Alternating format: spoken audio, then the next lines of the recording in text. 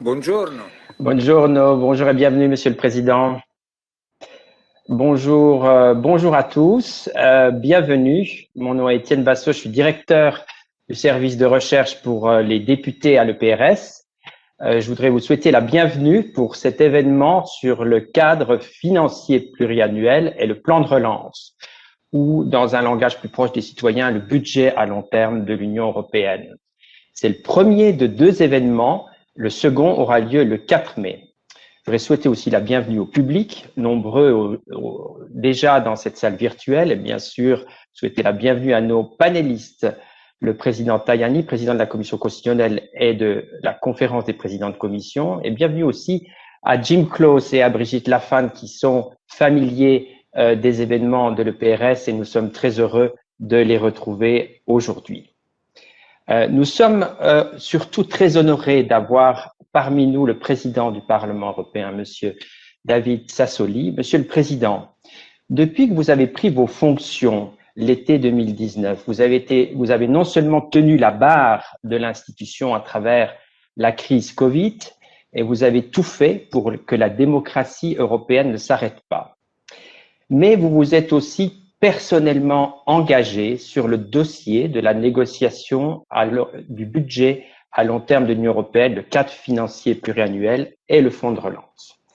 Ce n'a pas été facile, il y a eu des bras de fer, mais à la fin, l'Europe a été quand même au rendez-vous, avec certainement des difficultés, mais l'Europe a été au rendez-vous des attentes des citoyens et le Parlement européen a permis d'obtenir des avancées substantielles sur les attentes des citoyens, et je pense notamment à la question délicate de l'état de droit.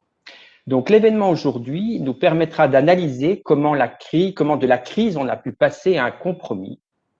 Nous aurons 1h30, et après votre intervention, Monsieur le Président, nous passerons au panel qui sera modéré par notre collègue Astrid Vorou.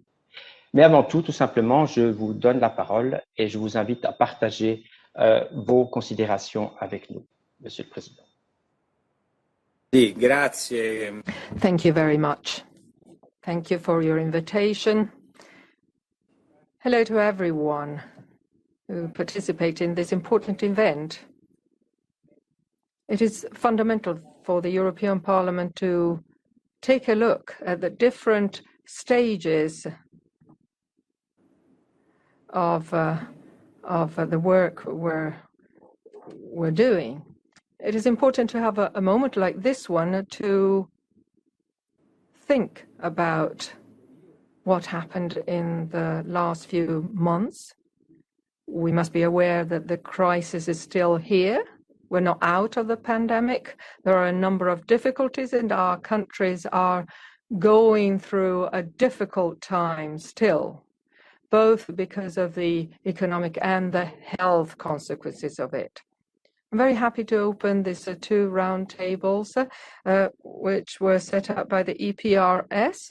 They got a double effect, that is to take a look at the recent negotiations and draw lessons from this stage of negotiations and the results we obtained. I'm sure that the debate will be fruitful, will give us more ideas to feed the debate on the future of the Conference of the Future of Europe. It is one of the stages that we set for our work, and now finally we're starting this project. The participation process for everyone, for the citizens, for the trade unions, for all the actors in our society, is something which is fundamental. The current pandemic reoriented the negotiations on the MFF. Right from the beginning, the MFF negotiations were complicated because of the Brexit, which had an impact on the general framework of the Union. The agreement reached between the European Parliament and the Council, we can say it is an unprecedented agreement because of the amount allocated, 1,800 billion euros, and also because there are unprecedented objectives there. Why do I say so? Because right from the beginning of this term, we try to establish mid-term and long-term objectives. Right from the beginning, as I said, the debate on the Green Deal and the deadline on this was very useful in order to address the difficult time of the pandemic. Common policies with common objectives was the priority for us. And this had a positive impact on the MMF negotiations. As you know, the package includes the recovery fund, the own resources, and the MMF, and provided a great deal of money for successful programs for the Union. For example, Erasmus, Horizon, the health policy, which is very topical, it's fundamental these days. And these negotiations included also something which was a priority for the pro-European forces. It is the protection of the rule of law. For the first time ever, we tried to set up an effective mechanism to protect our values.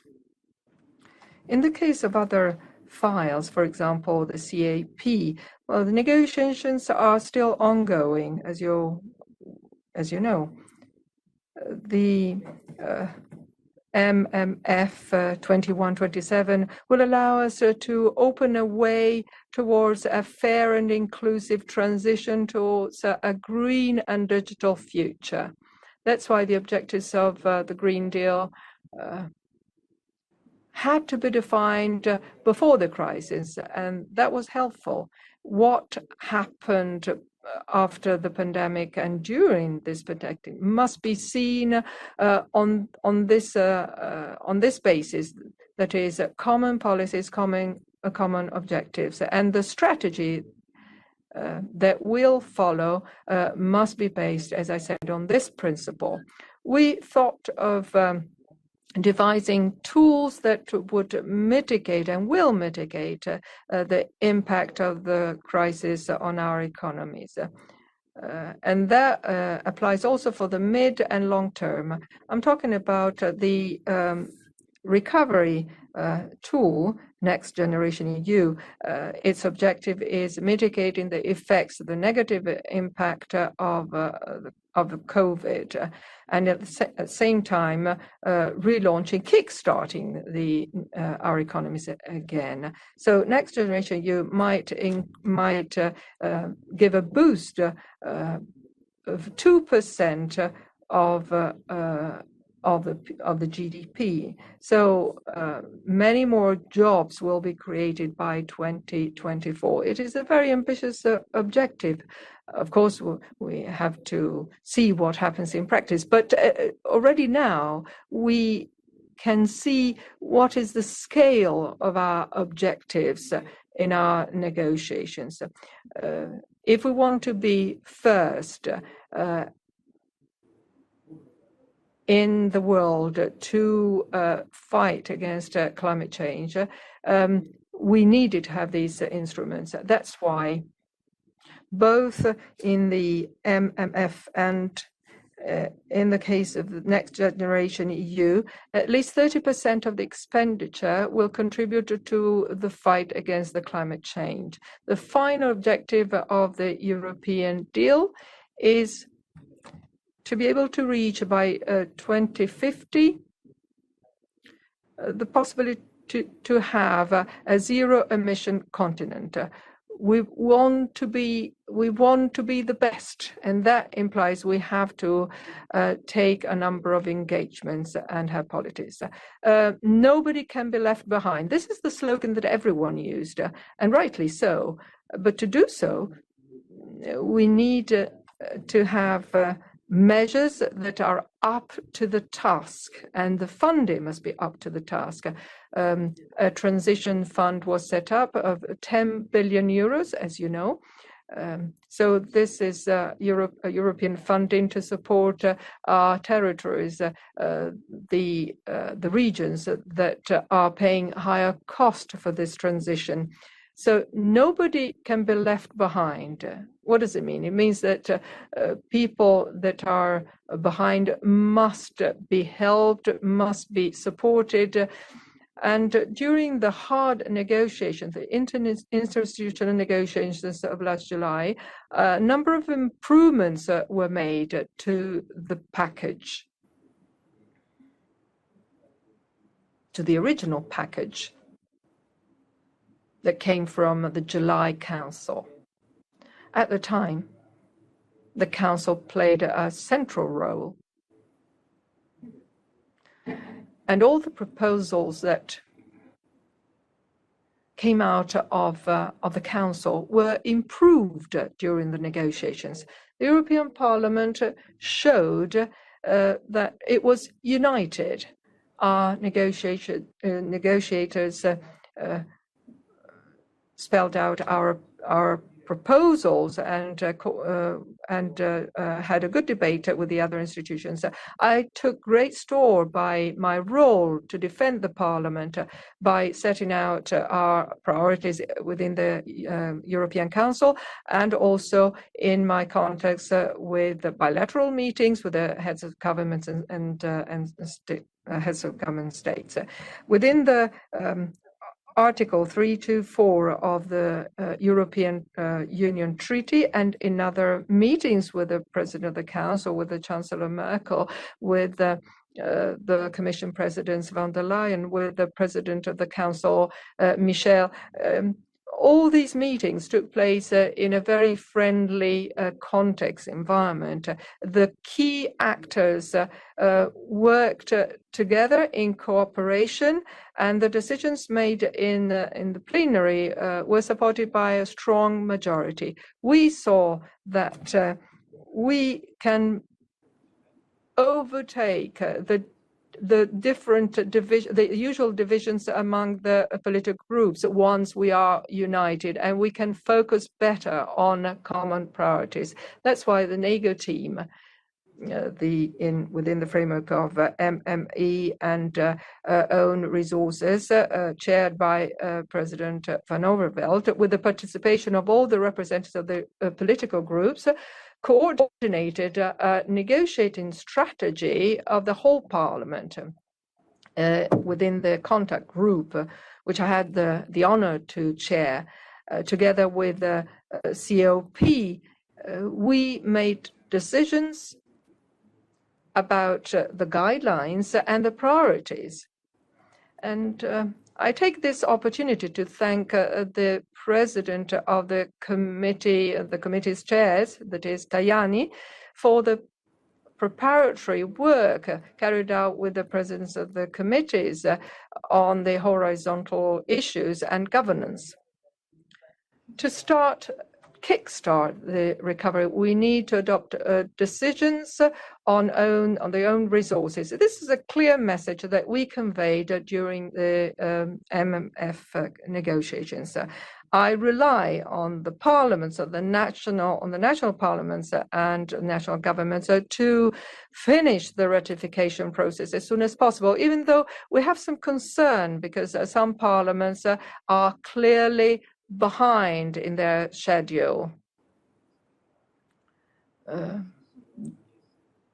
We hoped that they will be quicker in ratifying.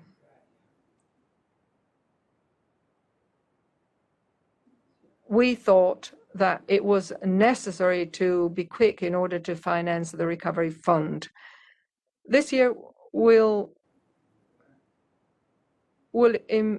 adopt the new resources, and the roadmap here is legally binding. This is a major success for the Parliament. In January 2020, if we had suggested the tax on financial transactions or the web tax, if we had done so, we would have been considered, dreamers. But now you know that these the own resources will be implemented in the next few years. So in a way, the pandemic positively impacted the course of the negotiations. So we cannot leave the burden of the reimbursement of the financing for next generation to the next generation, to our young people up to 2058. We must not stop. We see that there is an increase in the national budgets, in the public expenditure all over the place in Europe. And so somehow this situation must be addressed in future. So we need to adopt the new own resources in new basket so that the budget can be supported and can be financed in a better way. So new source of revenue, such as the mechanism for the carbon border adjustment, or the digital tax, or the new ETS, all these things are fundamental, such as, for example, the financial transaction tax. All these are initiatives that will allow the European Union to have an autonomous source of income. The European Parliament will invest into the future work, that is, all the files that are still outgoing must be finished to implement the agreement that we agreed upon. As I said, we can't go back to the world as we knew it before. The pandemic changed so much. We will become aware of that. And these things will change forever. We need to look at our democracy, think about our democracy as well. We must make sure that our democratic control is more effective. We want to have our fellow citizens that are in love with Europe, and to do so, to have this situation, we need to have a good democracy. We have to be able to meet our fellow citizens' needs. A recent Eurobarometer survey showed that now there are more citizens in Europe that are willing to give more funds to our political objectives. We can't take this for granted. It wasn't like that at the beginning of our term. Many more people now realize that nations on their own can't make it, and the European Union is maybe the minimum level to be able to meet the people's needs. I think this is, in a way, a challenge for us, because in order to have a better and more functioning democracy, to meet our citizens' needs, we must have the courage to change. After all, that is the lesson we can draw from this pandemic. So many new instruments were devised, and so we gave up some of the past tools we had to. So this is the lesson we can draw from this past year of the pandemic. If the citizens are willing to allocate more resources for the health policy, well, I think that the European institutions must see to it and see that a common health policy be set up. I don't think there is anyone who can't understand how important this is. Once the pandemic is over, we will need to work together to face the consequences of the crisis. Of course, the European Parliament is ready to play its role so that nobody is going to be left behind. The summit, the social summit in May in Porto, in Portugal, will be fundamental to support Europe, a social Europe, which must be more ambitious, stronger in defending and reforming the European pillar for the social issues. I think we have to focus on this social pillar for the social rights because we must strengthen it. We hope by the 9th of May, with the 9th of May, I hope that we can start off this adventure on the future of Europe. This conference will be a major achievement and it will be fundamental because by the end of this term, we will be able to define the objectives and the change to be carried out. We have very ambitious objectives, but we must be pragmatic too. We understand that if we manage to address some mechanisms and change them, we would be very helpful. I'm thinking of the unanimity, the veto right. I'm thinking of the common health policy, the social policy too, the electoral law, and the transnational lists. I think all this can be achieved on condition that all the institutions are committed to working together so that the European democracy is updated in a way and if we manage to become more effective. So all the best for your work now.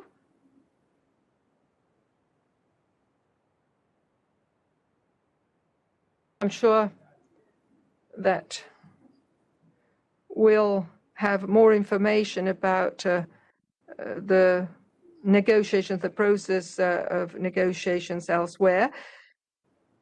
Now, we have to think in terms of our future objectives. We have to draw the lessons of our past year. And so for this, I thank you and have a nice afternoon's work.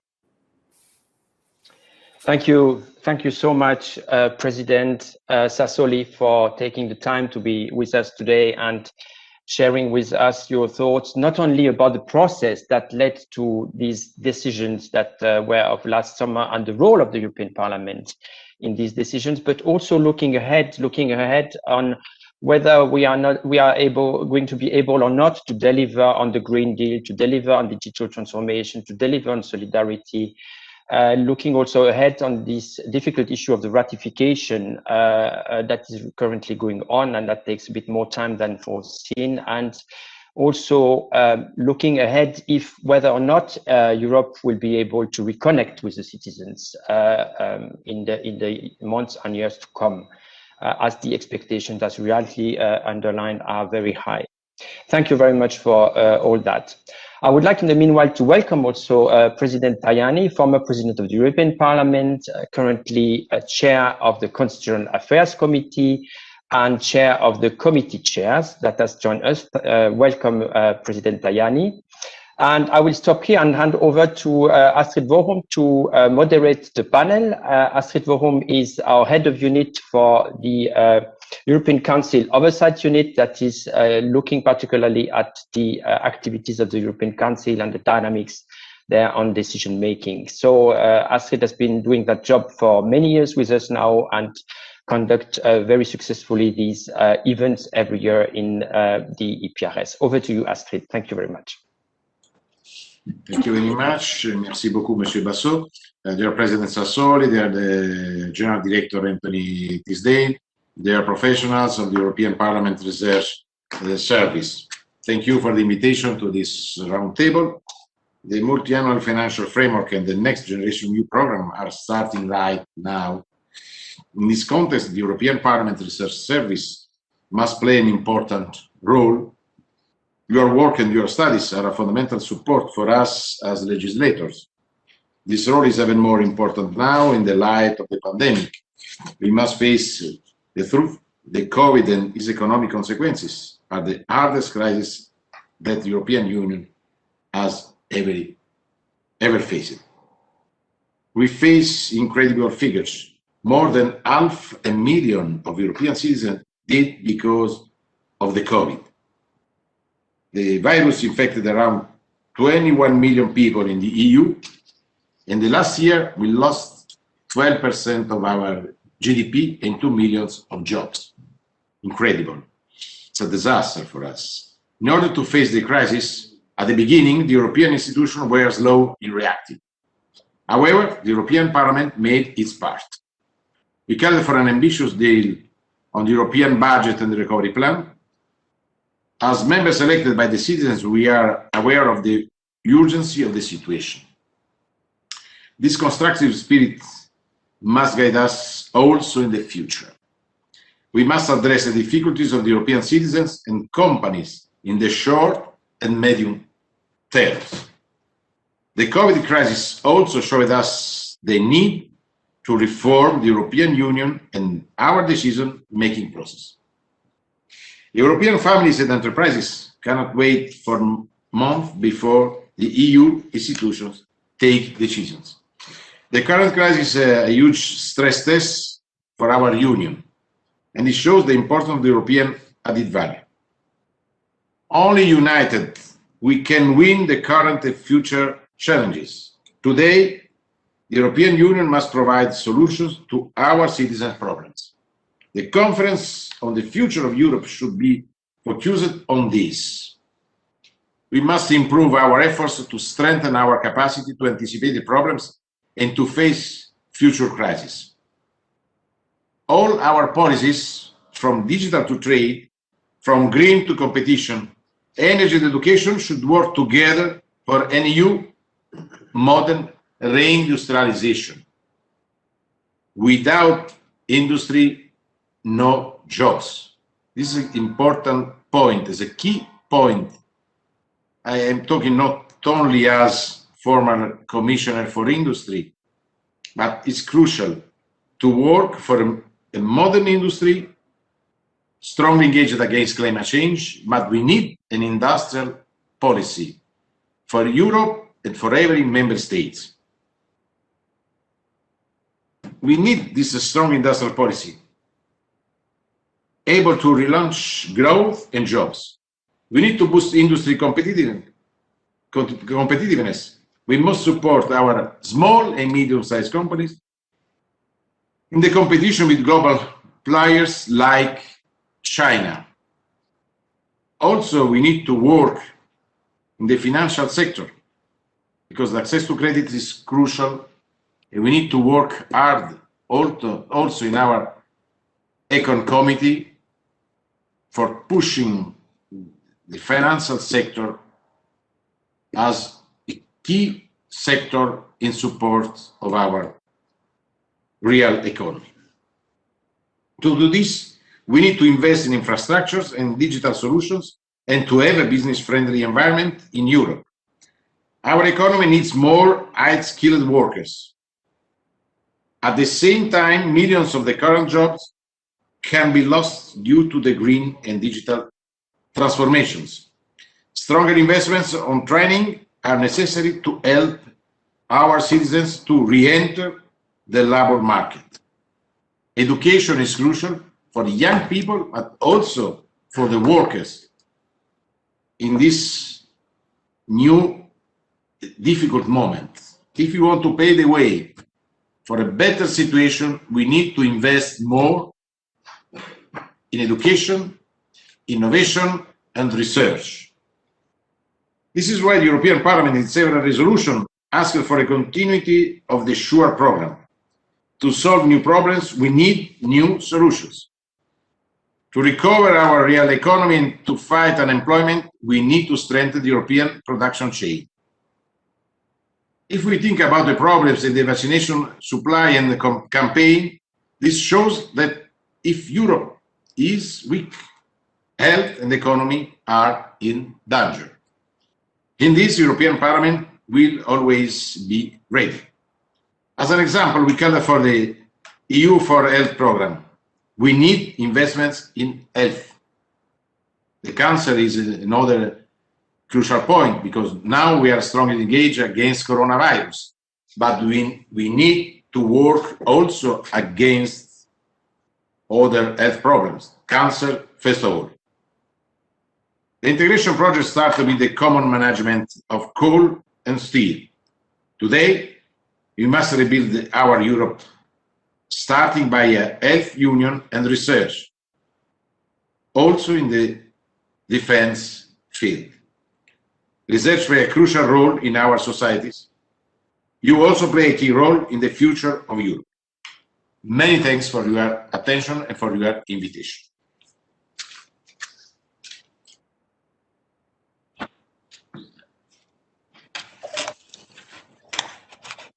Thank you very much, Mr. President Tajani, for your comprehensive and gripping contribution. We're already in the middle of the debate. So I think we're going to move on. Now we've had two speakers from the European Parliament. So I think it would be good to have a bit the European Council angle, because the aim of today's debate is to talk about the dynamics of the 2021-2027 MFF negotiations, and in particular, with a particular focus on the role of the European Council in the decision-making. And for this, we've got a very prominent speaker among us. We've got Mr. Jim Claus, who was until January this year, Deputy Director General in the General Secretariat of the Council of the European Union. And he was responsible, among other things, for the preparation of European Council meetings. He held numerous positions in the Council and was, before that, from 1995 to 1999, the head of cabinet of President Santer in the Commission. Mr. Claus has gone now on, let's say, very active retirement, and he is Secretary General of the Trans-European Policy Studies Association, which is a network of European-related think tanks. In my view, there is no one that is as well acquainted and is experienced with the European Council as Mr. Claus. He has had an extraordinary insight into the meetings of the European Council, and we're thrilled to have you with us and to hear your contribution to the debate. Mr. Claus, you have the floor. Thank you very much, Astrid. I'm very honored to be in this prominent group, and I thank President Sassoli and Tajani for their introductory remarks. I think this is a great initiative. I know that in the Council circles, when people talk about European Council Oversight Unit, that is not something which they like very much, but I've always said it's a good thing, provided they do this fairly and professionally, which you are doing. I very much like the report which you've done. I have three preliminary remarks. The first one is that you talked a lot about the key role of the European Council. That is entirely right, but that's nothing new at all. It has always been like that. I remember in 1988, when the first law package was being launched, it was Chefsache immediately. It arose out of the difficulties which the institutions had with the annual budget crisis. And it was also pushed by the countries which wanted discipline, budgetary discipline. Now, let me say a word about a bit of magic. You need magic. You need sometimes a bit of creative accounting. If you want to find an agreement on the MFF, And I remember there was one meeting just before the decisive Brussels meeting in spring 1988, where the ministers got stuck. The figures didn't add up. The Commission was represented by Bruce Millen, who was the Commissioner responsible for structural funds. He naively believed that 2 + 2 is 4. Then in the middle of the night, people decided to wheel out President Jacques Delors, who was in bed with a sciatique in the middle of the night. And he came in a wheelchair, and lo and behold, suddenly 2 + 2 gave 4.5. And thus the problem was solved. So you need imagination in this system. At the time already, there were 2 attempts. I say this because when in February, the first attempt failed on this one, people said this is the fault of Michel and all that. Not at all. It has always been like that. You never do it in one go. And actually, in a way, we were fortunate not to have the deal in February. My second point is that the only way in the Council and the European Council to find agreement is the leaders themselves on such important issues. That is just a matter of reality. It will not change. And my third point is that the European Council does not function in a vacuum. Of course, there have been 2.5, 3 years preparations in the Council, in Coreper, lots of contacts with the European Parliament, before each General Affairs Council, after each one. President Sassoli mentioned the fact that he talked to the leaders before each European Council. So the European Council does its job, but it's part of a system. Now, the first part of my intervention will be about the path towards the deal. I will quickly recall those things. Why? Because it's very typical of the way the European Council functions in crisis management. Panic is the first stage. So there were 2 video conferences on the 10th and the 17th of March, where there was a bit of chaos. People didn't really know what to do. The European Council said we have to meet, we have to get together, we have to take emergency measures, make sure the borders are not closed to merchandise, stop the virus, cater for masks, launch vaccines, do repatriation. 500,000 Europeans were repatriated by a common effort. And of course, address socio-economic issues. The first thing to do there was to flexibilize state aids, which allowed the member countries to inject money. The second stage is framing. And that the European Council did already a week later on the 26th of March by adopting a joint declaration to say, this is the way we're going to fight about this pandemic. And at the same time, it did something which it always does. It tasked von der Leyen and Michel to do a roadmap, and it tasked the Eurogroup to do something about the socio-economic response. A month later, the Eurogroup had agreed on 3 important things, 3 safety nets, SURE, ESM, and an EIB program, but they had disagreed on the last one, which was a recovery effort. So the European Council then endorsed the first 3 and then tasked the Commission to come forward with a proposal on a recovery fund. Now, this was important because the recovery fund was mentioned for the first time explicitly. It meant that the question no longer was whether there would be one, but how it would be constructed. At the same time, it was a communication disaster. As often, the European Union, in terms of communication, snatches defeat from the jaws of victory. There were 21 paragraphs in the declaration. There was only one which was controversial. That's the only one our big leaders and institutions talked about. It was about the recovery fund. But this is the way we do things. 18th of May, very important Macron-Merkel statement. Then the Commission proposal at the end of the May, and a frantic negotiation which then started at all levels in the Council and the European Council. Now, Mr. Michel, at this stage, President Michel had to present a nego box, which is basically draft European Council conclusions, which he did on 10th of July. Now, he had to cater for the fact that there were basically 3 camps among the member countries. The first one was the South, who were desperate to get money for recovery. The second one was the so-called frugals, more to the north, who were worried about spending too much, who had doubts about the whole architecture, and who wanted to preserve their rebates.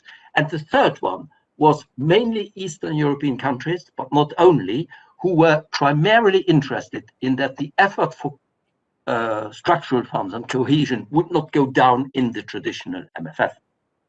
So Michel tried to cater for all of those things. Then we come to this famous negotiation, which lasted for 5 days and 4 nights in July. I very quickly go through a few of the phases, because people always say, how does the European Council work? Well, it starts with a plenary. This lasted on the first day between 10:30 and 6:15. The atmosphere was friendly. At this stage, they were not yet really negotiating. They were signaling that they were there for a deal, very different from February. Of course, the atmosphere started already getting a bit less friendly when the PAC asked them about size and architecture, about governance, and about rebates. Then came the dinner a bit later, where Michel distributed meeting documents on governance and on this question of the criteria for dishing out the money from the recovery fund. The atmosphere got very tense. And of course, rule of law came up big time at this dinner. Then a new negotiating box was distributed the next morning at 11:15. The plenary was just used to present them, and then they went for bilaterals, as they always did, up till the dinner on the 18th, which lasted 2.5 hours. You saw already that there was still a long way to go for agreement. Michel said, "Je ne prends pas la responsabilité de stopper la négociation. We need more consultations." The consultations then took the whole night and the following day. And they only gathered again at a dinner on the 19th.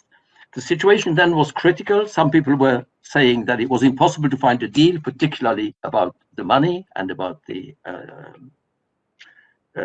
ratio between gifts and loans. Michel said, "Does anybody want to stop the meetings?" And then the Swedish Prime Minister said, "No, we have to go on. We'll find a solution." A next negotiating box was then proposed on the 20th at 7 o'clock in the evening. There was a dinner, and there you saw that we were getting close to a deal.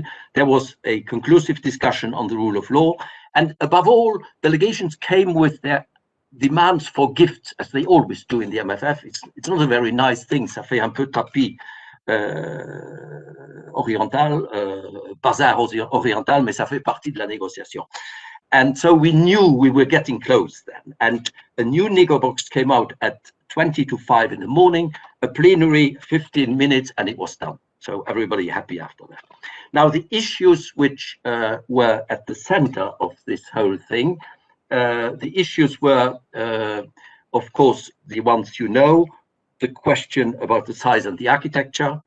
The second one was governance. Let me say a word about the governance. It was very important. This was about who should decide on whether the national plans to be submitted to get the recovery money are acceptable. The Commission said it's us. The majority in the Council said no, it must be the Council by qualified majority. And there was one delegation, the Dutch, who said the Council by unanimity. This, of course, was over the top and would have blocked the whole thing. Here, in the end, the Dutch relented when they were told, if you have a big problem, you can always raise it at the European Council. That, of course, doesn't change the decision-making process.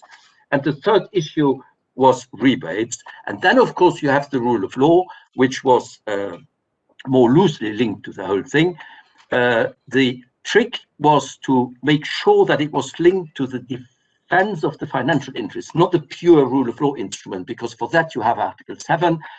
And the interesting thing is that in the co-decision procedure between the Parliament and the Council, that's where the final solution was being found. So they played their role, and this was very important.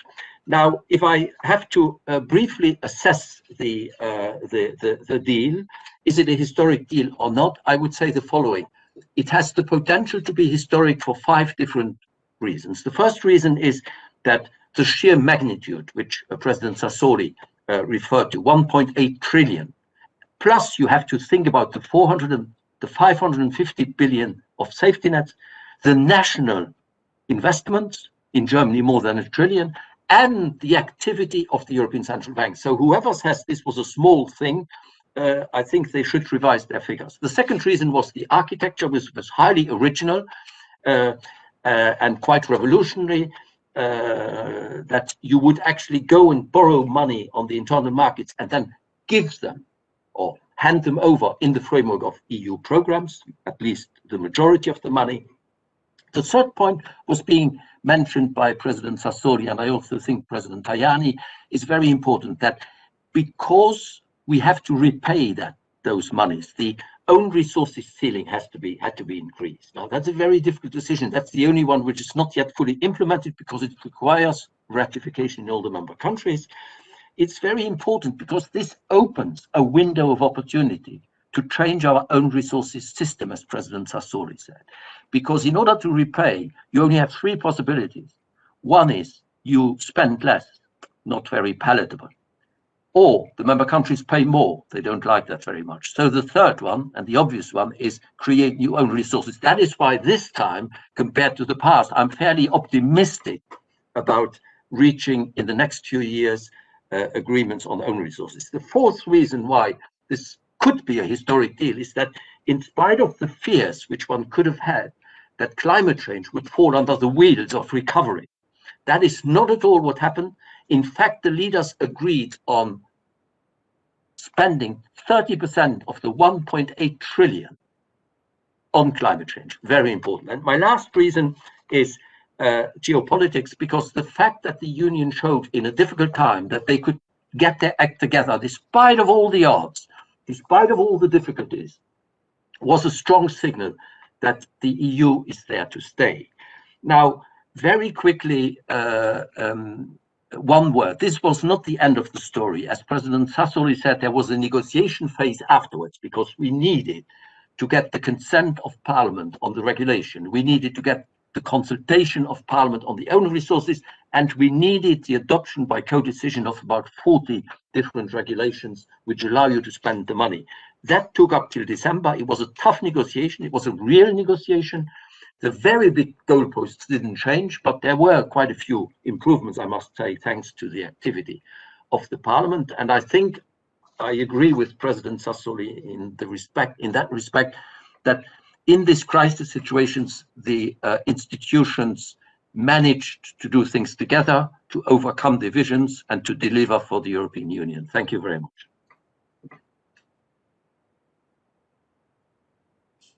Thank you very much, Mr. Claus, for this inspiring insight into the negotiations. And it's quite amazing to know how things went on during the 5 days and all the phases. It was very, very inspiring. Before I pass the floor on to Professor Lafan, can I just remind that the audience, which is actually quite numerous with us today, can ask questions via the chat. And those questions will come to me, and we will have a question and answer session after the speakers. And I will pass on to Mrs. Lafan, who is a director professor actually also, and director at the Robert Schuman Center of the European University Institute in Florence. She has been watching the MFF very closely in her position and coordinating a very interesting volume of contributions on the issue, with very well-known experts talking about the issue of the MFF, which is called EU Financing for the Next Decade. And that was very interesting also for me to look at to prepare this event. So thank you. And without any ado, I'm going to give you the floor to listen to your thoughts and an assessment of the procedures. Thank you, Professor. Thank you, and thank you for the invitation to join this extraordinarily distinguished panel on what were an extraordinary, the EU is a negotiating machine, but these were incredible negotiations. That long European Council, but also the whole ecology of these negotiations was extremely interesting.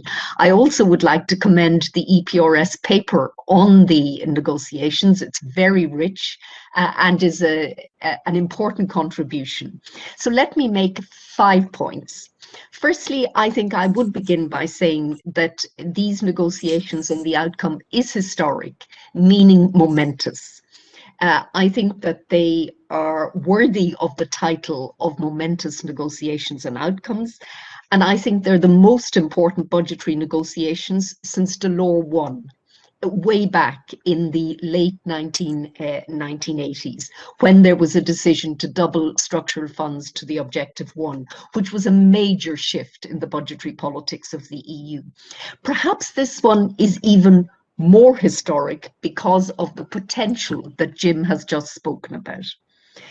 Secondly, second point, the outcome was the product of crisis, and crisis in two senses. One, crisis because the evident crisis of the pandemic and its impact. And I think it was really important, in fact, that the EU hadn't agreed the MFF. It was the opportunity to alter the MFF and the budgetary politics, whereas had there been an earlier agreement, the outcomes would not, in my view, have been good. But I think I also want to emphasize that these negotiations, that the outcome was a product of crisis in a second sense, and that was that the EU is a learning, adaptive institution and organism.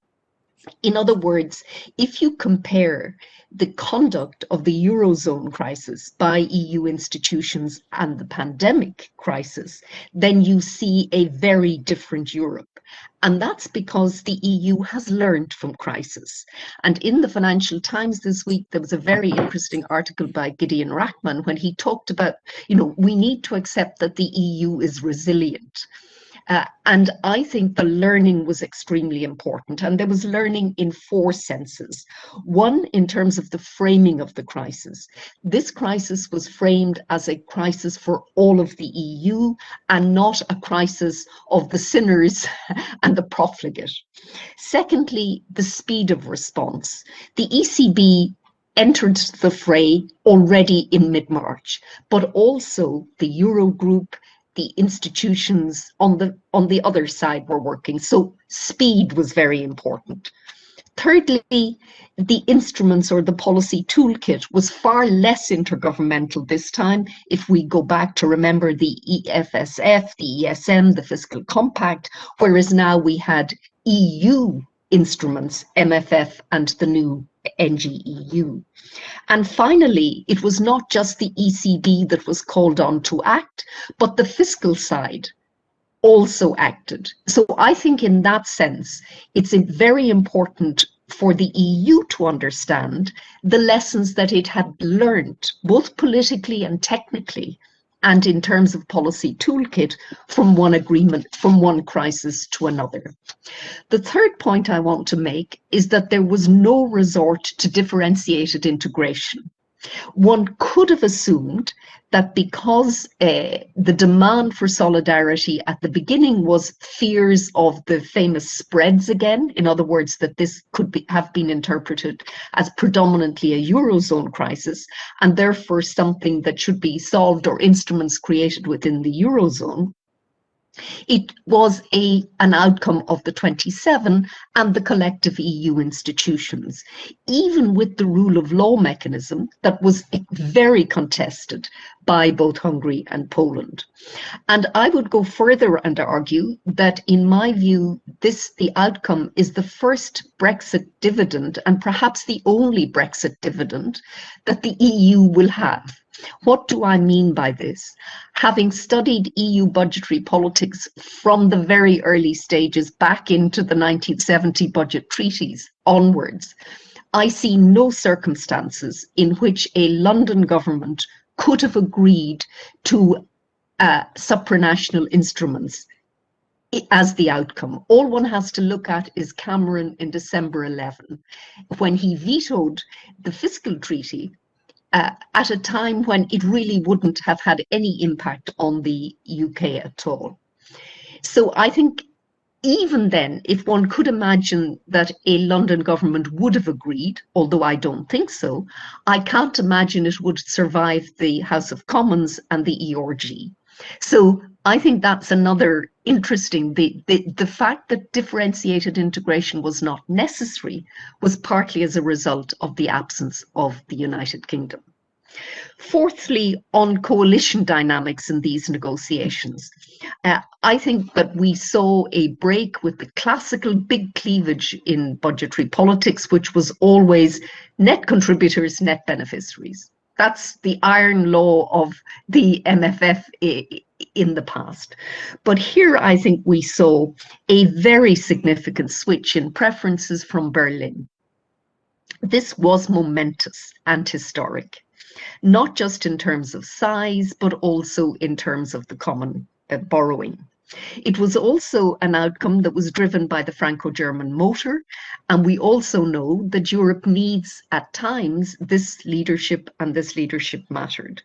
And I think we need to study why this shift, the decisive shift in Berlin, because it happened very quickly. Germany was with the Frugals, and suddenly in May it was no longer with the Frugals. But I also think we need to pay a little attention to that earlier March 29 letter of the 9 heads of government asking for the issuance of common debt, because this demonstrated to Berlin that France was on the other side of this debate. And I think the other 2 observations I would make about coalition dynamics is that we saw extraordinary activism from Rome. And again, one would expect Rome to be far more present in big EU negotiations with Mario Draghi than in the past, but also Madrid. So this was not just Paris, Berlin. And then finally, the Frugals. The Frugals really mattered, but in the end, they weren't strong enough to prevent agreement. And in the end, the Frugals would not walk and did not walk because they didn't want to be on the wrong side of history in these negotiations. And that again, the Frugals were weakened by the loss of Berlin and London. So again, I think that impacts for the future. And then finally, let me say something about the dominance of the European Council. Well, here, the European Parliament has traditionally had very strong views and articulated them in resolution after resolution on what it sees as the European Council being too prescriptive in terms of either the ceilings on expenditure or on sectoral priorities, or on what they call what's called the legislative process. I would say that the European Parliament has no possibility, and I would put it as strongly as that, of ever shifting the power dynamic in budgetary politics on the MFF. It is Chefsache, and it will always be. The European Parliament can be influential in framing, in engaging with the European Council, and also because of consent in impacting the final deal. But in my view, it is never, ever, ever going to happen that the European Parliament will be the lead power in MFF negotiations.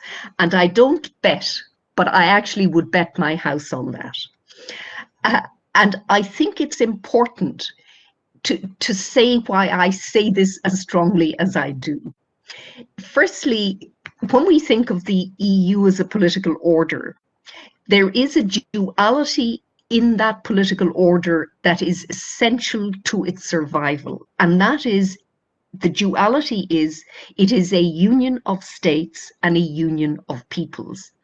The European Parliament speaks to the union of peoples directly elected and the legitimacy that flows from this.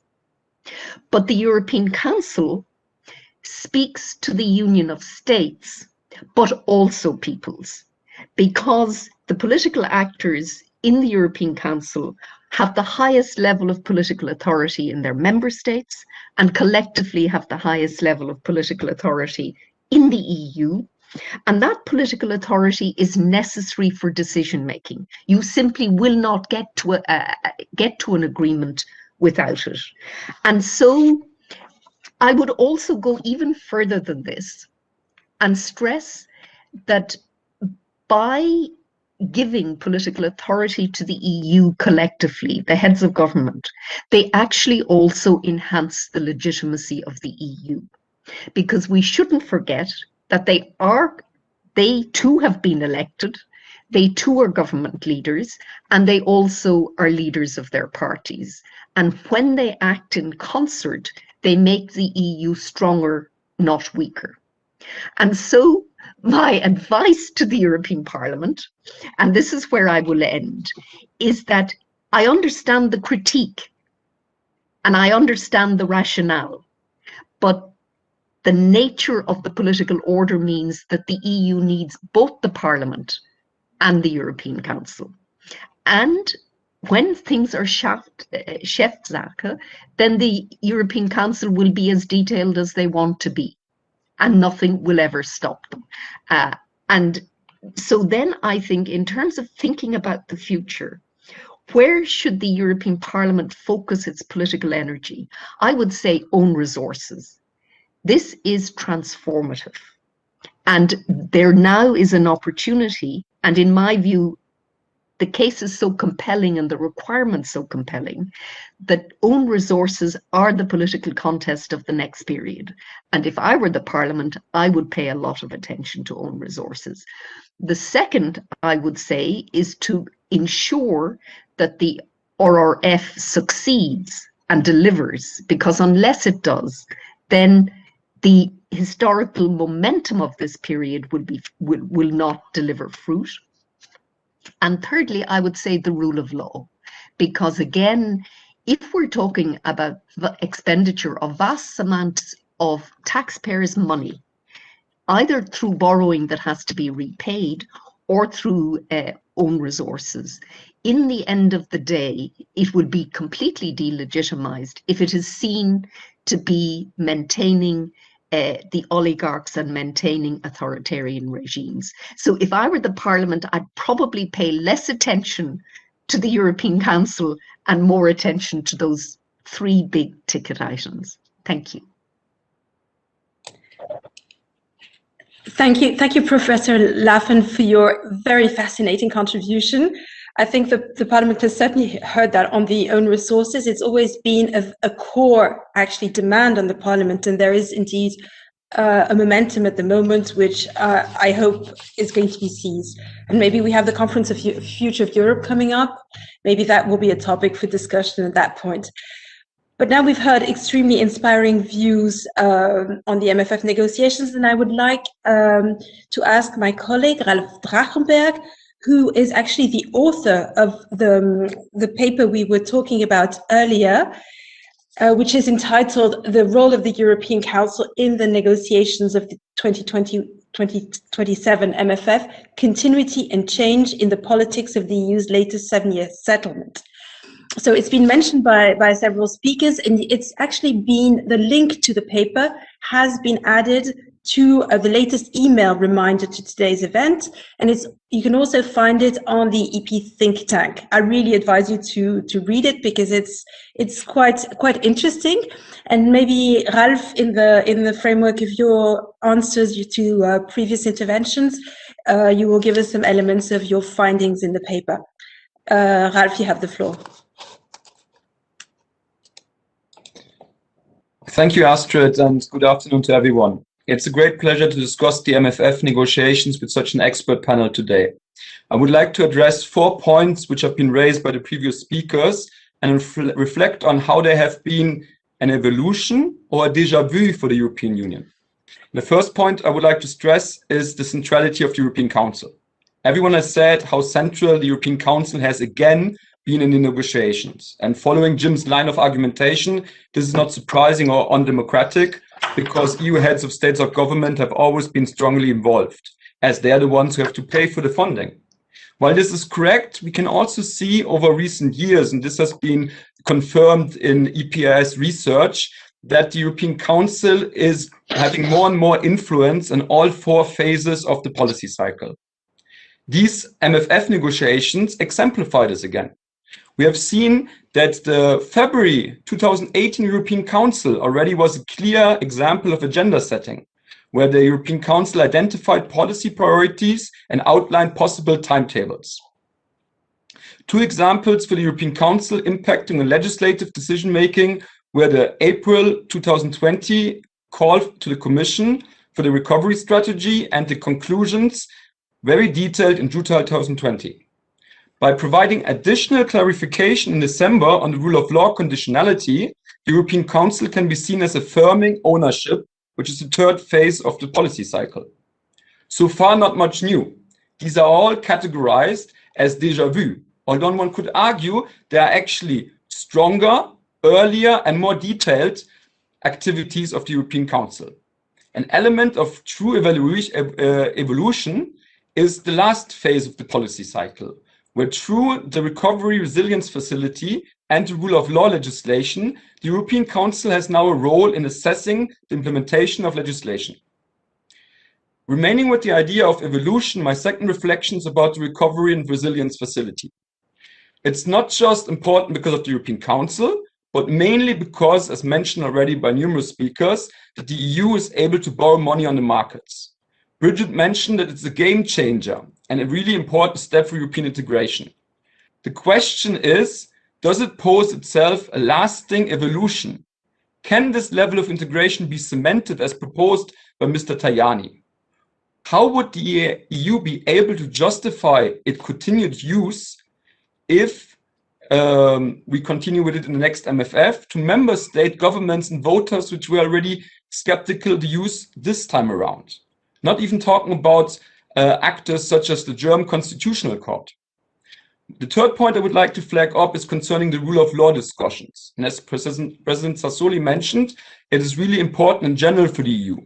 But the December 2020 discussions in the European Council also showed it's important in this context on the EU governance aspect, because it reopened the debate about the legal and political standing of the European Council conclusions.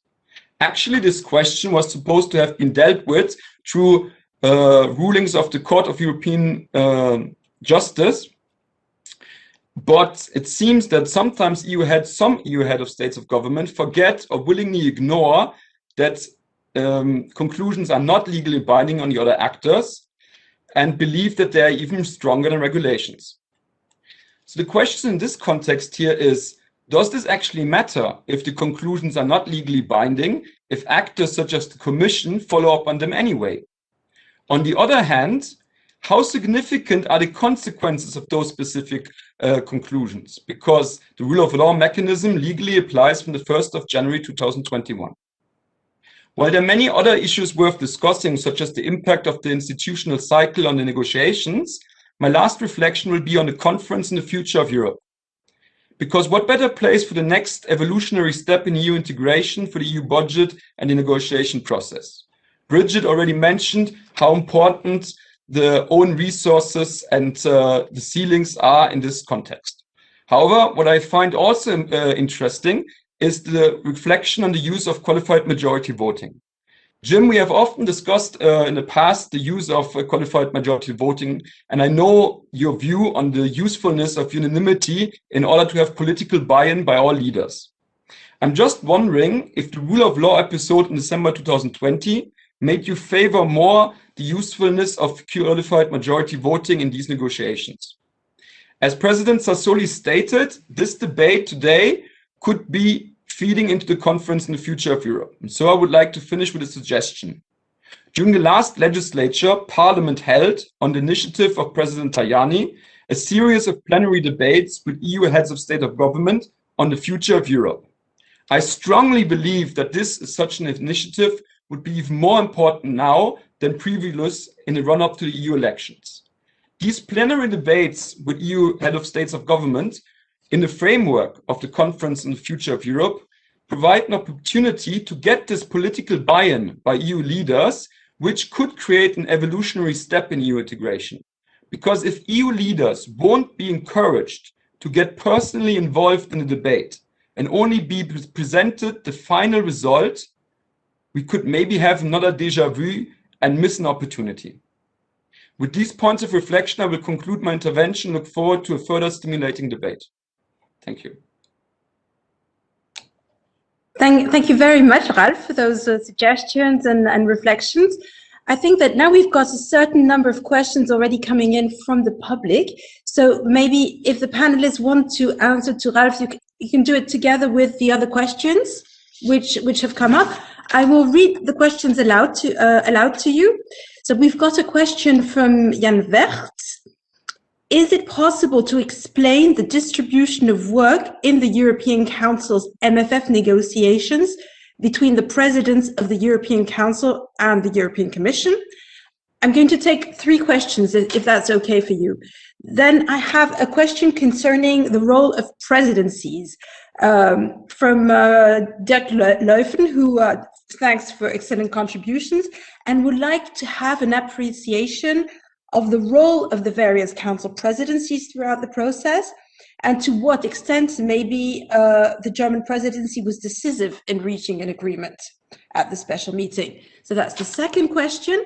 And then we have from Alfredo De Feo, a long question. I will read it out loud. The Resilience and Recovery Facility attributes to the Council implementing competences. How will the EP, which has always fought against comitology, how can the EP control or influence Council's decisions implementing a co-decision regulation?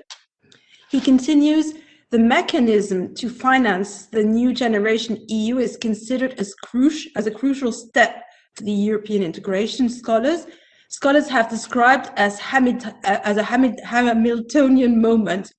On other side, budgetary principles in the treaty include equilibrium, universality. In other words, which arguments the German Constitutional Court can use to defend the European Council decisions? I think that's a question maybe for Mr. Claus to answer. Voilà, I will give the floor to all of you, one after the other. Who wants to start? Mr. Claus, would you like to take the floor first? Yeah, okay, someone has to start. Just a few quick points. On the question, Ralph, unanimity and qualified majority, don't make me look as though I was against qualified majority voting. Specifically, I'm always saying you have to be cautious. I am for more qualified majority voting. Where I'm cautious is on foreign policy, and where I'm absolutely not only cautious, but adamant that it will not change is the regulation on MFF. You won't get qualified majority ever on that, I can guarantee you. And so there's no point to waste too much energy on that. On the foreign side, it's simply, my point is the following. It depends. I mean, if it's really minor decisions, you can already have some qualified majority voting. But my question is always, is your proposal to say that you would outvote Greece and Cyprus on Turkey? Or the Balts on Russia? I don't think we should ever do that. That is my argument. But apart from that, I'm a proponent. For instance, on taxation, I'm in favor of more qualified majority voting. You'd be surprised to hear, maybe, knowing my origin. On your second point, the question of the European Council involvement. I mean, let's be clear what we're talking about here. Both in the rule of law discussion and in the discussion on the governance, at some stage, the solution we found to calm one or the other delegation, in one case the Hungarians, in the other case the Dutch, was to say you can have recourse to the European Council. This, by the way, is a procedure which you have, for instance, in some areas of justice and home affairs in the treaty, so it's not that revolutionary. Now, don't make the mistake here to say it's the European Council who takes over the power. It's not true at all. The only thing which is being said is you have to discuss it seriously at that level to show that it's a serious issue. Nothing says that the text negotiated between the Parliament and the Council is not valid. It is valid. The only way is that in terms of the application, there is a gentleman's agreement to postpone the application for 2 or 3 months to give the Court of Justice the time to act. So it's nothing terrible. It's what I've just read an interesting book by Zilblad and Levitsky about how democracies die. And they say apart from all the rules, there are 2 principles which you need in democracy. It's toleration, as they call it, or tolerance, and forbearance. Forbearance means not necessarily using all the legal means which are at your disposal. In a way, the Compromis de Luxembourg in the 60s was forbearance. And then when it was being misused by the Brits and others, people simply stopped it stopped respecting it, and that was it. So it's the same what's happening here. On the distribution of work between the presidency of the Commission and the presidency of the Council, European Council, if there is one area where they have to work hand in hand, because otherwise there is no agreement possible, it's on the MFF. We have a long tradition of working extremely closely with the Commission. For instance, the Council does not do its own calculations. We use the Commission calculations, but we make sure that we have enough people to understand what they're up to, because they don't always tell us all the truth about their calculations. But on the whole, they work extremely closely. Quite a few, I didn't talk about the bilaterals, because whenever there was no plenary or a dinner, there were bilaterals or meetings in smaller groups. From time to time, they did it together, from time to time separately. But I think in this area, there were no seating arrangement problems or anything like that. It worked very well, as it should.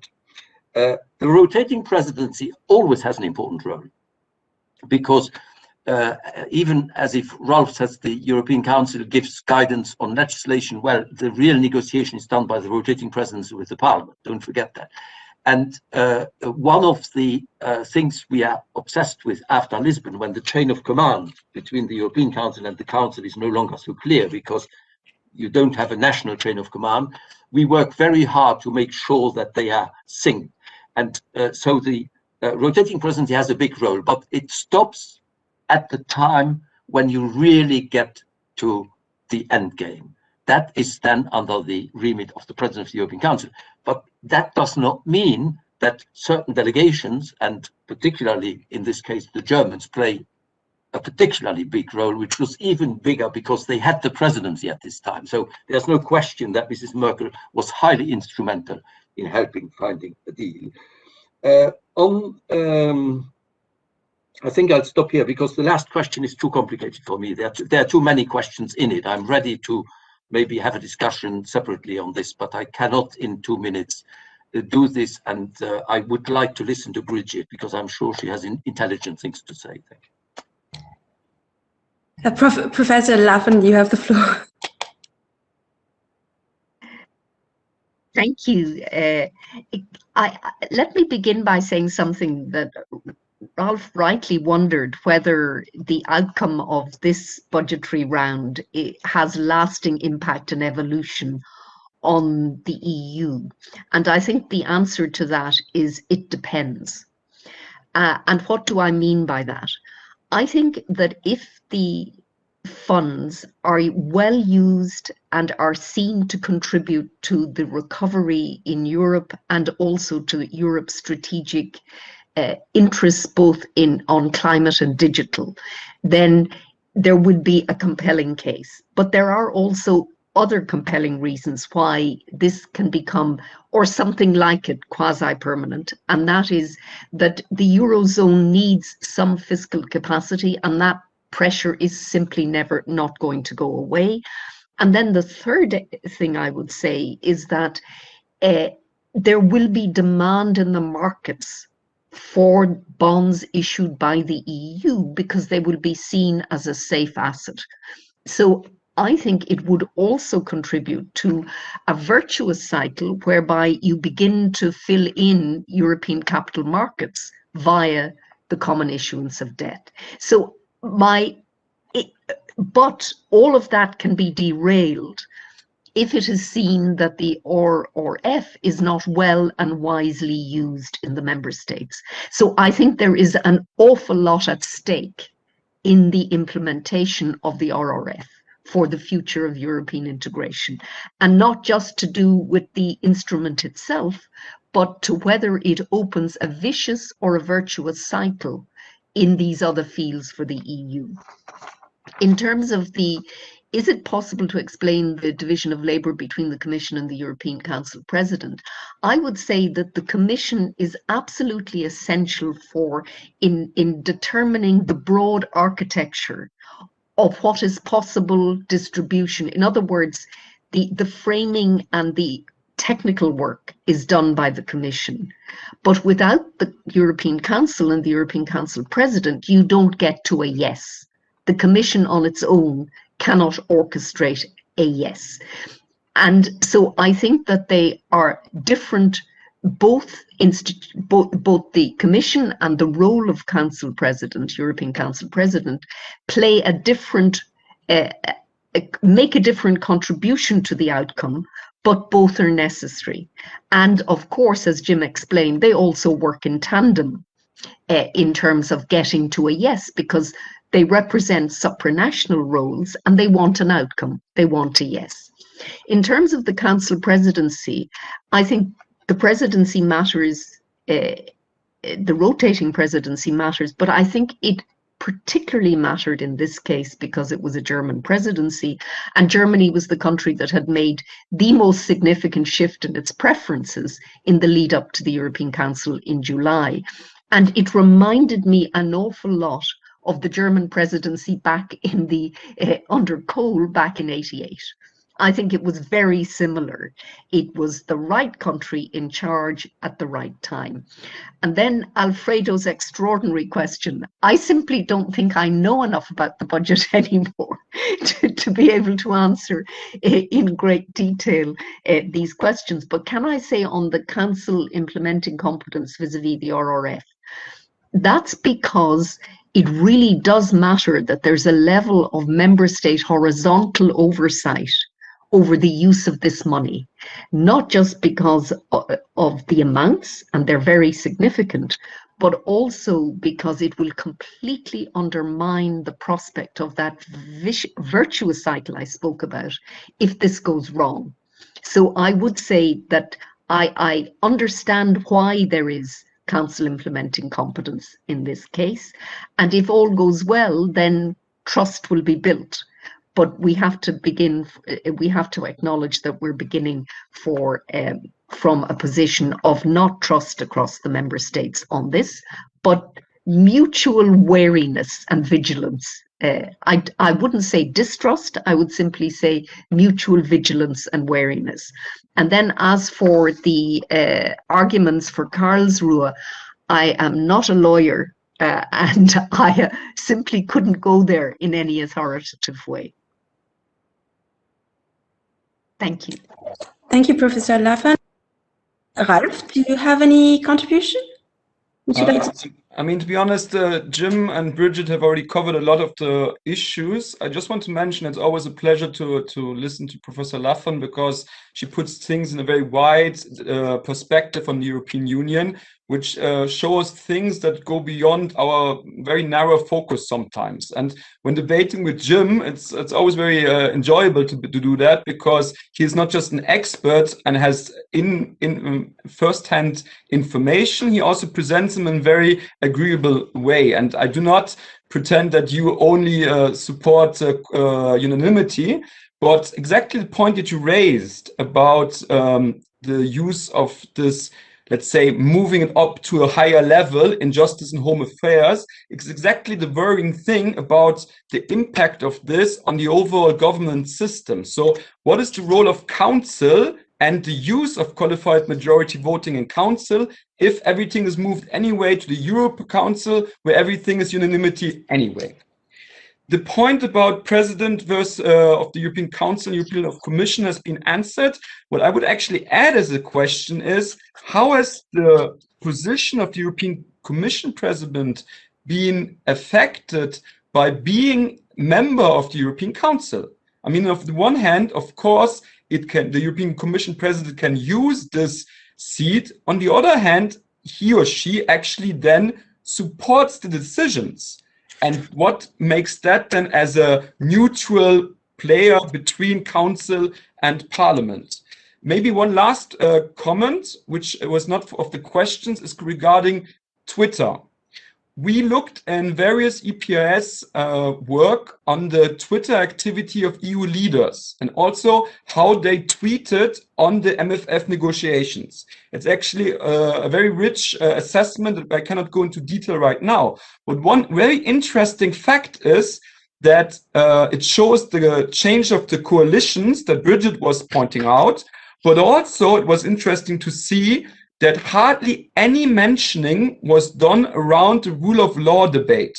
No leaders really tried to put these arguments out there, with the exception of one particular leader. So there's actually a missed opportunity, in my opinion, where EU leaders could provide explanations and the policy priorities for the MFF and also for other areas to citizens and also to their other colleagues on what their priorities are via Twitter. Thank you, Ralph, for your contribution. We've still got a couple of minutes, so I have other questions. So if you're still available, I'm going to read them out. We've got one from Magdalena Sapala, which I think is quite pertinent. If we agree that the European Council has and will play a crucial role in the budgetary negotiations, shouldn't we change or adapt the treaty to this reality? I think that's a good question. Then we've got a question again on the German Constitutional Court. So if we don't have lawyers around, then maybe I will skip that one. Another question also for Mrs. Sapala. The speakers focused on the outcome of the negotiation as far as the new generation EU is concerned. What do they think about the result as far as the MFF itself is concerned? That's one aspect. What could be the long-term consequences of the decision to create the new generation EU for the financing of the European Union? And then I have a question on the rule of law, which is a bit different from what we discussed before, but I'll read it out from Jan Timovsky. It concerns the declaration on the rule of law. The Parliament claims that it is irrelevant to wait for the Commission to prepare guidelines on the application of the regulation only after the Court of Justice deals with the Polish and Hungarian case. What interpretation would Mr. Claus have to this declaration? Well, I'm going to give the floor. Maybe this time we start with Bridget. Thank you. On treaty change, should we change the treaties to reflect the reality? I would argue no, because if we think of the EU treaties are a constitution, they're primary legislation, and all constitutions have room, there's room in them. You can't be so prescriptive in a constitutional document that you fail to see the dynamic of politics. So I would say no. I would say it's unnecessary and maybe even not that desirable. On the long-term impact of NGEU on budgetary politics, I think we will know more at the end of this decade. I think there's potential for extraordinary change. It already represents extraordinary change. I think there's potential for more, but a lot will depend on the next 7 years and how this MFF and NGEU plays out. On the MFF, I think that the EU has always struggled to move the MFF from the traditional cohesion, originally from ag and then ag and cohesion, to the new areas. But I think that there's a sufficient emphasis now on the new and important fields and priorities for the EU that is a very good thing. And I think again, as we look at climate policy over the next 10 to 20 years, it will demand a lot of public power and a lot of public investment, also private investment, but public investment and incentives. So I think we're also entering a period where public power, public funding, but also states, and I don't mean public power, let's say, rather than states, will play a very important role in political economy. So I think we're coming to the end of one phase and we're entering another phase.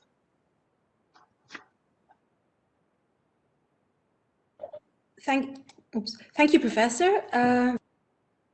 Yeah. Yes, hello. Can you hear me? Yeah? Okay. Very quickly, on the question on the guidelines in the rule of law, my answer is very simple. This is not a legal or legalistic question. It's a political agreement to do so. together with the President of the European Commission, so they should stick to this. It's a gentleman's or gentlewoman's agreement, if you want to call it that way. So let's not become over-legalistic. This is, again, brings me back to the book by Ziblatt and Levitsky, which you should really read and see how important it is sometimes not to push legal aspects too far, like we did, for instance, on the migration quotas, which was a big mistake, even though legally it was perfectly possible to outvote some countries. On the question of the treaty, I have the same response as Bridget.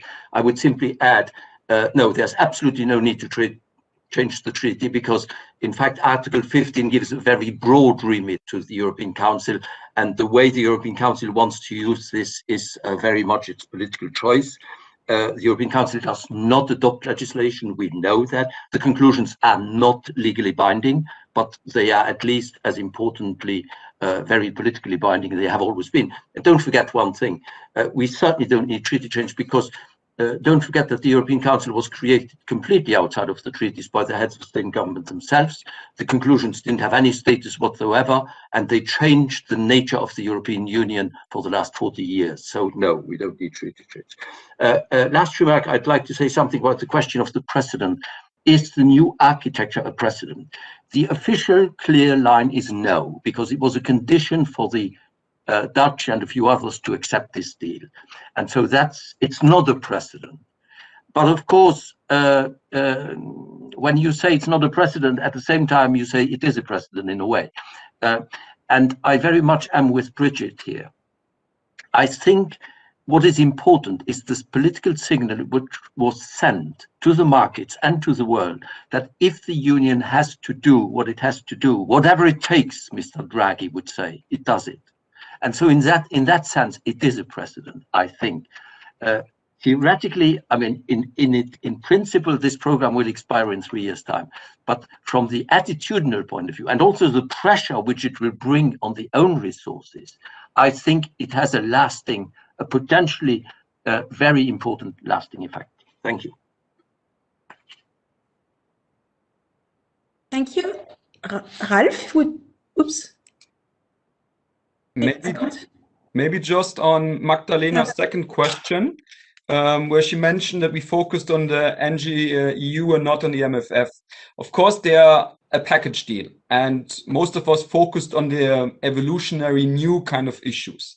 If you look at the MFF, how should we judge it by itself? The policy priorities, the size. If it would have been alone, we would probably have come to a different conclusion, less positive maybe. However, we need to see it in the context of Brexit. We had a huge downfall in the size, and because of the coronavirus, it was possible to adapt the policy priorities of the Commission's first MFF proposal to the new policy priorities of the von der Leyen Commission and the strategic agenda. So that was actually an opportunity which was created through the pandemic. So I actually think that those are more or less a response to that you cannot only judge on the MFF alone, but also don't forget to take in context the different economic and political situation we're at this time. Mr. Claus, you want to come in? Yeah, can I just say one word here? I totally agree with Rod. And on the MFF, what I want to say is this MFF now we've gotten to the level that agricultural expenditure, structural funds, and the new policies is 1/3, 1/3, 1/3, which is a major step forward. Secondly, the Parliament has always been going on about this terrible council cutting expenditure on Erasmus and Horizon. Wrong. The only thing the Council has cut is the increase, which the Commission proposed. But in real terms, the increase varies between 15 and 35%. So it's quite a forward-looking MFF. But now I stop after that. Want to come in once again? Would you like to come in again, Professor Laffan? No? Okay. No, thank you for a very interesting discussion, but I think we've answered the questions. And I think we're coming to the end of our time now. I want to thank the speakers for their really fascinating contribution. It was a very gripping debate, and I think we learned quite a lot of things about it, which will serve also us in the unit, because when looking at the next negotiations. Thank you very much. I just want to remind everybody that the second round of the sessions on the MFF will be on 4th of May, looking more on the benefits for citizens of what was adopted, how it's going to be implemented. And please, I would invite you to also look at the publication prepared by the European Council Oversight Unit, which you will find on the EP think tank and also on the reminder mail, which was sent out today. Thank you very much, everybody. I really appreciate it. Thank you, Professor Lavan. Thank you, Mr. Claus.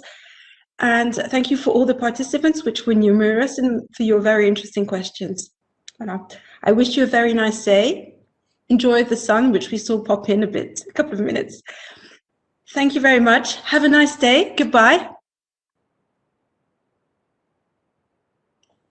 Goodbye.